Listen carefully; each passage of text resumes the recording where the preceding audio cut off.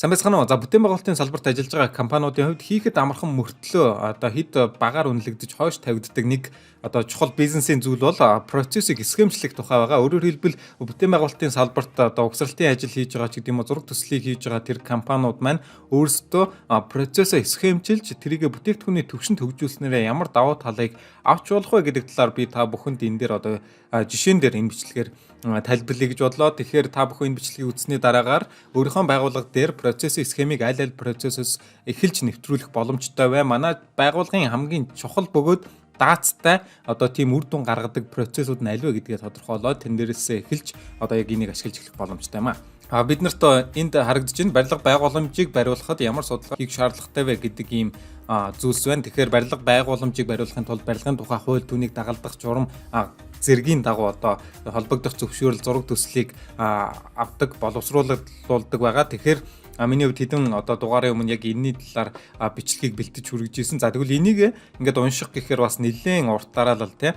Ингээд хэр баргийн хүн уншаад бас бүгдийг ингээд хооронд нь уялдуулаад за нэг ийм л процесс болдгийм байна да гэдэг юм бол эндээс гарч ирэхгүй байна. Тэгвэл энийг хэлбарчлая. Энийг хинч харсан ойлгомжтой, маш цөм бөгөөд маш чанартай, агуулга нь маш уялдаа холбоотой, логиктой тэгээд тийм цул болгоё гэж бодож байна. За тэгээ энийг хийхийн тулд хэдүүлээ Microsoft Visio програм дээр ажиллах болно.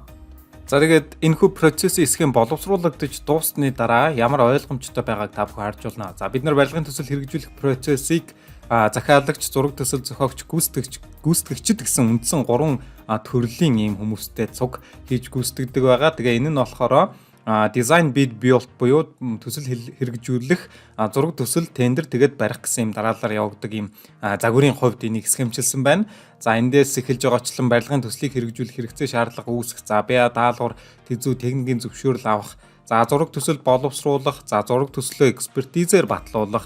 Хэрвээ экспертиз зөвшөөрөөгүй бол буцаагаад дахин боловсруулах, тэгээд дахиад экспертизээр оруулах. Хэрвээ зөвшөөрсөн бол барилга угсралтын бичиг баримтыг бүрдүүлээд зөвшөөрөл авах, барилгын ажлыг эхлүүлэх тийм зөвшөөрлийг авах. За хэрвээ зөвшөөрөл аваагүй бол дахиж дутуу бичиг баримтууд буцаагдсан бичиг баримтуудаа бүрдүүлэх. Тэгээд барилгын ажил эхлүүлэх зөвшөөрөл авна. За тэгээд зөвшөөрөл авсан бол энэ дээр барилга угсралтын ажлыг гүйцэтгэх байгаа. Тэгээд барилгын ажлыг ашиглалтанд хүлээлгэж өгөх. За тэгээд ашиглалтанд хүлээн аваагүй бол барилга угсралтын ажлыг гүйцэтгэх буюу засваруудаа хийн. За тэгээд засварууд нь болчихсон бол ашиглалтанд хүлээн авсан бол барилгын угсралтын тэр тухайн ажлыг дуусгаад хүлээж авсан болохоор барилгыг борлуулах, ашиглах үе шатлал орно. За тэгээд захиалагчийн маань анх үүсчихсэн барилгын төсөл хэрэгжүүлэх хэрэгцээ шаардлага маань энд биелээд үр ашиг үн цэнийг эндээс хүртэх боломжтой юм аа. За тэгэхээр барилгын төслийг анх хэрэгжүүлэх гэж байгаа. За түүнд ямар нэгэн оролцогч талаар бас оролцох гэж байгаа хүмүүс байвал энэ энгийн процессоос ерөнхий нэг барилгын design bid build загвараар барилгын төслийг хэрэгжүүлэх процессыг харж болно. Гэхдээ та бүхэн энд харж байгаачлан энэ бол логик дараалал дистраллыг ингэж харуулдаг хэн юу хийхийг ингээ хуваалсан болохоос биш гэдгийг бас дахиад задлах шаардлагатай.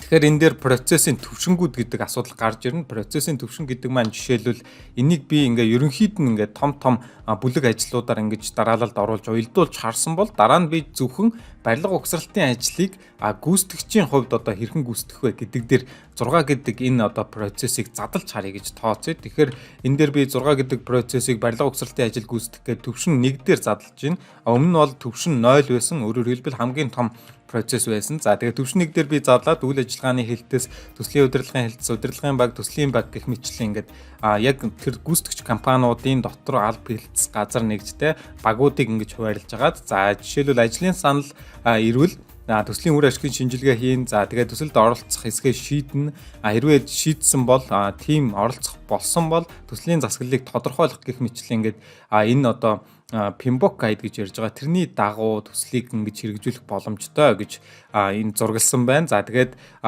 ер нь төслийг хамгийн төгсгөлийн процессуудаас ярихад төслийг дүгнээд амжилттай бол урамшууллуулгаад амжилтгүй бол хариуцлага тооцох гэдэг юм уу. Тэгээд төслийг хаагаад дуустдаг байх нэ.